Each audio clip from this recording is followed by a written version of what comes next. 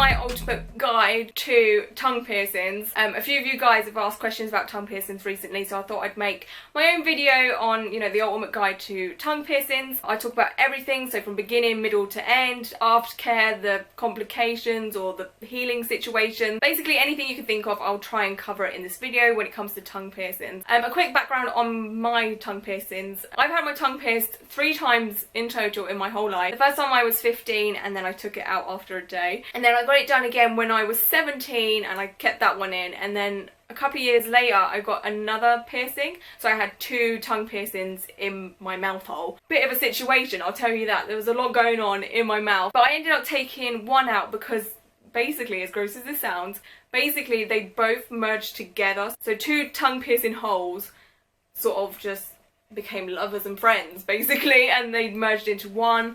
And I was like, okay, I better take one of these out. And then I ended up just taking both of them out in the end. I kind of miss it though, I'm not gonna lie. There's days where I'm like, oh, do you know what? I really miss having my tongue pierced. I've got a feeling though that I could probably, you know, get one in there. I've still got like indentations in my tongue, like hole looking mark. Whether it's open or not, you know, all the way through, I don't know.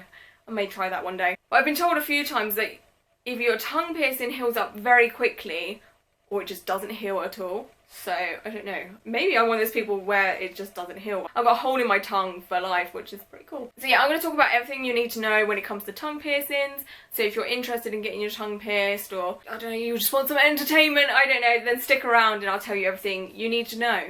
It's gonna be a journey. Okay, so you've decided you want your tongue piercing and you're ready to go down to the piercing studio or tattoo studio. It depends if it's a combination place or just a piercing place. I don't know. It's different wherever. But you've decided. Now, before you even think about leaving your house on the day that you want your tongue piercing, clean your mouth out, okay? Like, I'm talking deep fucking scrub. Like, I'm talking about getting the Brillo pad out and freaking fuck toothpaste, get some mint leaves from your garden and just scrub your mouth, because a piercer is going to be all up in your mouth like a bad kisser. Like, I'm not even kidding. They're going to be rooting around in there, having a look, lifting your tongue up.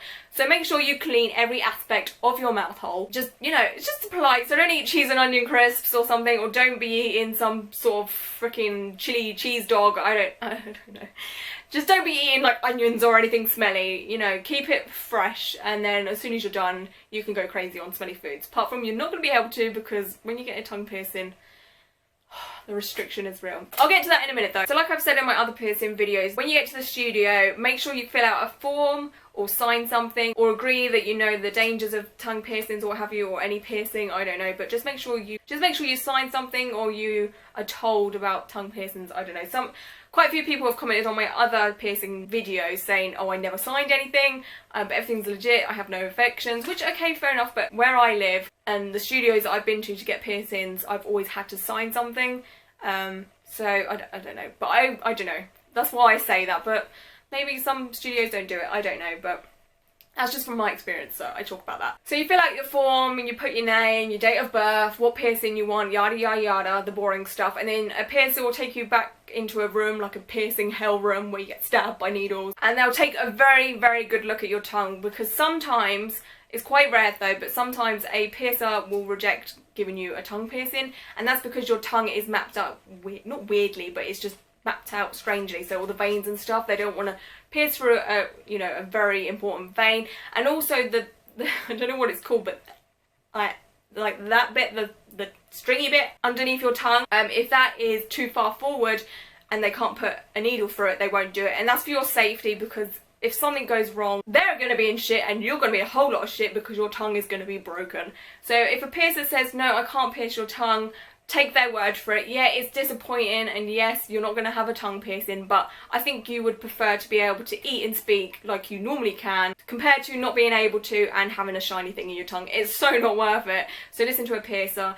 You can maybe get a second opinion, go to another studio and see what they say. So if you have been given the all clear and your tongue is okay to be pierced, what they'll do is they'll tell you to stick your tongue out again, and they'll mark it with a black dot, and then they'll say, is this a good position for you? This is a good position for us, you know, this is a safe place for us to pierce. So you'll look in the mirror and then you'll check your eyebrows and stuff, and then you can look at your tongue again. I don't know, just look at your tongue in the mirror. And once that is all good, my favourite bit happens. That's right, the clamp. I hate the clamp so much. I've said this before in my videos. I absolutely hate piercing clamps. I don't know why. I just don't like the restriction, because especially when you're getting your tongue pierced, okay, they will clamp down your tongue and that's it. Your tongue is sticking out for a good 5 minutes, and that is so annoying. Like, honestly, just try and stick your tongue out right now, like, and like hold it there for even like 30 seconds. It's so annoying. So imagine having your tongue out for 5 minutes. Like, honestly, I would rather just ride a cactus like a horse than get a clamp on my tongue again. And obviously when your tongue is sticking out for a long period of time, your tongue either dries out or you end up becoming a dog. And what do dogs do? Dogs dribble. And trust me, I made Niagara Falls look like a freaking pond. I was dribbling so much, like literally Niagara Falls is nothing on what I was dribbling, okay? I was just like frothing at the mouth, okay? It was so annoying for me and the piercer because she had to keep mopping up my chin. All 3 times that I got my tongue pierced, I was dribbling. By the 3rd time, I was just like, lady, I'm sorry, but you are gonna get absolutely wet. Not in a good way either. Like, I'm gonna dribble on you and I'm sorry. She's like, oh no, it's fine. You know, I've had it all before. I've seen it all before. And I was like, no, lady, trust me. I'm a dribbler. I dribble when I sleep. I dribble when I talk. I dribble when I drink. Like, I'm a dribbler, okay? And she's like, oh yeah, okay, cool.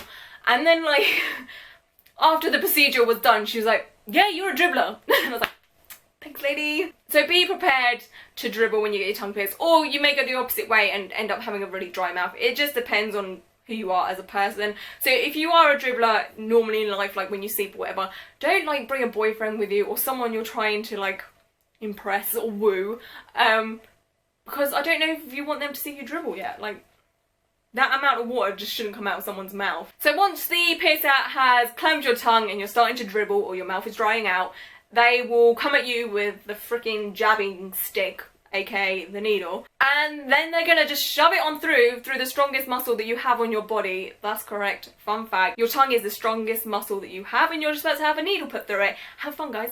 Now for me, when I got my tongue pierced, when the needle went through, it didn't hurt. It was more of a very strange, weird feeling. And what I mean by that is, if you bite your tongue right now, so like this, okay, that's what it feels like when you get your tongue pierced, when it's going through.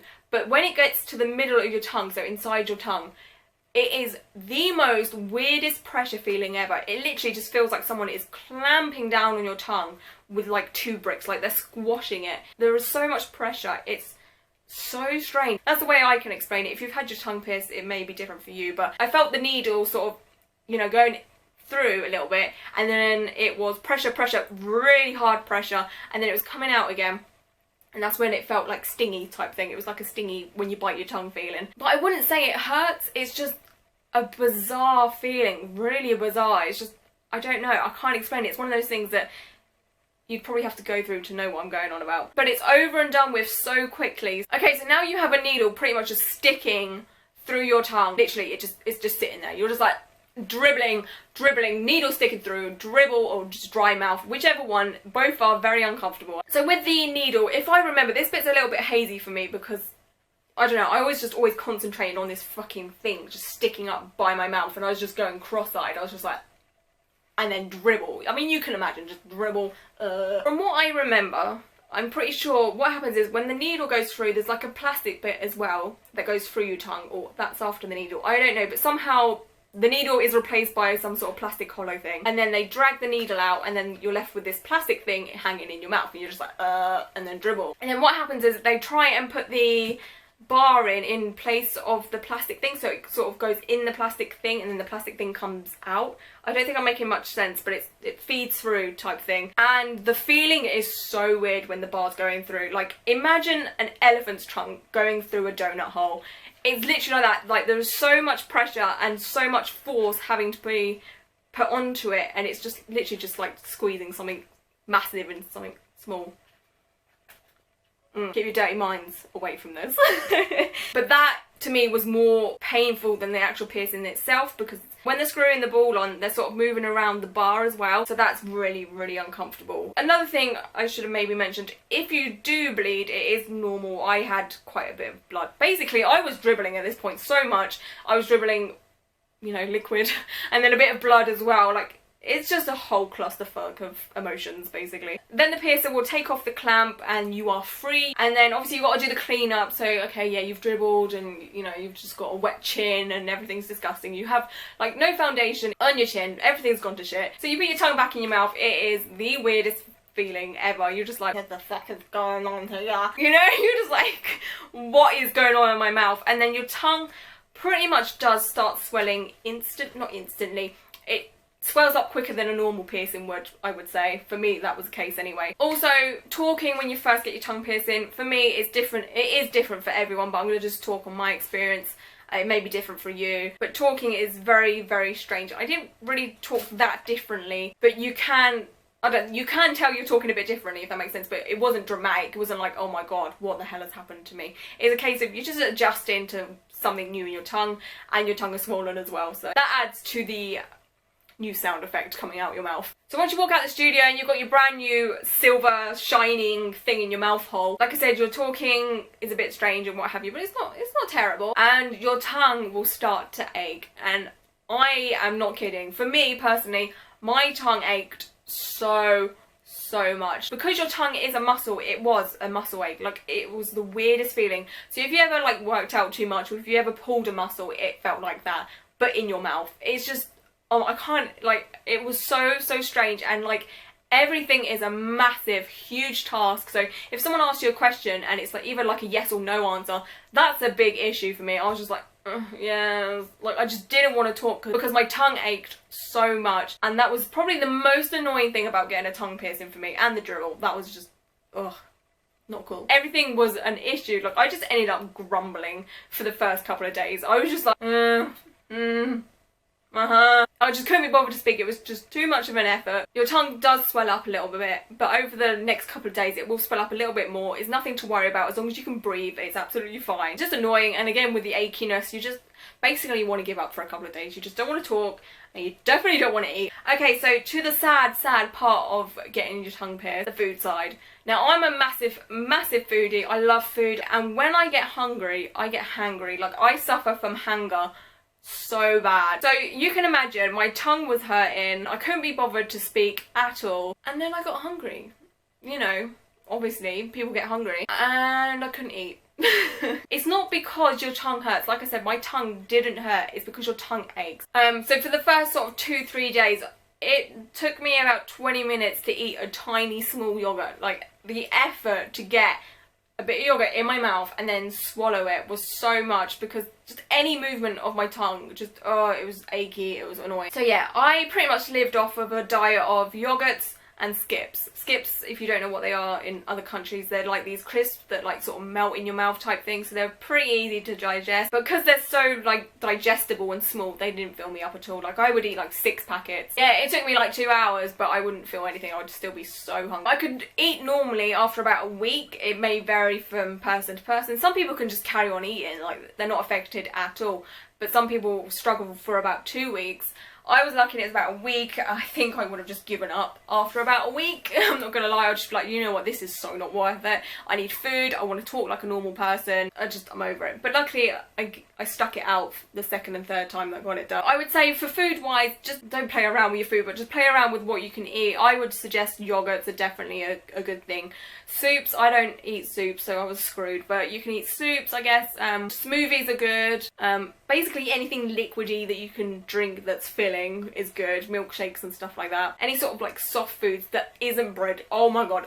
I tried to eat a sandwich, okay? I thought, yeah, you know what, bread's soft, I can eat this. I bit into a freaking sandwich. It was only cheese as well. It was a cheese sandwich, okay? Oh my god, I was literally chewing one bite of sandwich for a good 3 minutes, I want to say, because I just couldn't do it. I was just like, I just couldn't do it. So stay away from like stodgy foods like bread that gets all like, I don't know, like stodgy and pasty. Avoid stuff like that. Just keep to like liquids and very easily eaten food. Mousses are good. I ate loads of chocolate mousses. Ice cream's good as well. Ice cream, oh my god, it's like the godsend because it's cooling and it's yummy at the same time. Okay, so for aftercare, let's get to the aftercare. Basically, for me, what I did is I boiled water, put salt in it, swirled it around, and then swished it around in my mouth for 2-3 minutes, and I did that 3 times a day, and then any time I ate, again with the whole swishing motion, it was just so much effort.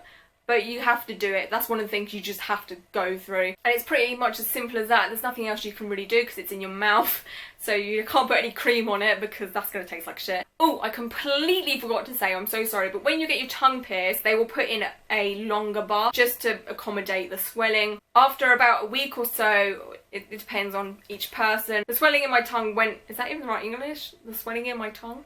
I think so. The swelling in my tongue sort of like went after about a week, 10 days sort of thing, and then I had this massive bar in my tongue. Then you just go back to the piercing studio and they'll swap it over for a shorter one, but it's for your greater good. So yeah, it can be annoying if your tongue doesn't swell up and you've just got this massive bar in your tongue, but it's for the good basically. Every tongue piercing is different when it comes to healing. It can take a couple of weeks or it could take 4 months. It's completely different per person. Tongue piercings can heal pretty quickly because it is a muscle type thing and there's no flesh or what have you. Well, it is flesh, but like it's not skin or whatever, so nothing's gonna get all like scabby or what have you because your tongue is a wet place. Keep playing with it to a minimum and stuff, especially for the first sort of month or so, because when you have a tongue piercing, let me tell you, it's the most funniest thing to play around with, especially if you're bored. Like I would flip it over, I would like bite it in between my teeth. Keep an eye on your teeth as well because they can crack your teeth as well if you wear metal bars a lot. I would change up from plastic to metal quite a bit, but I do prefer the metal ones. I don't know why, I just felt they're a little bit more cleaner, easier to look after, easier to clean. So that's pretty much I think everything I can say on this whole situation when it comes to tongue piercings. I hope it's helped you in some way or form. If you've got any questions, comment down below and talk about your experiences if you have had tongue piercing before, or if you want to have it pierced again, or if you want more tongue piercing. So until next time, I hope you guys are all doing very, very well, and until then, bye!